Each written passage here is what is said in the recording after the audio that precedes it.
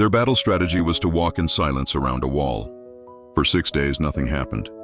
This is the story of the Battle of Jericho, and why God's victory often requires obedient patience before the breakthrough.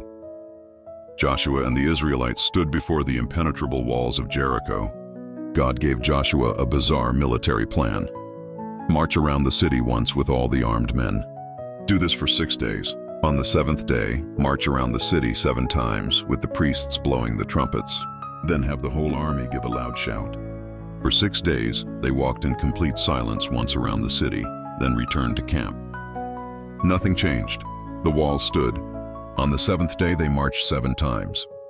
On the 7th lap, at Joshua's command, the priests blew the trumpets, the army shouted, and the walls collapsed flat. The city was taken. This wasn't about magical circles. It was about the faith that obeys before it sees. For 6 days, their obedience seemed to produce nothing, but each silent lap was an act of trust that God's word was enough.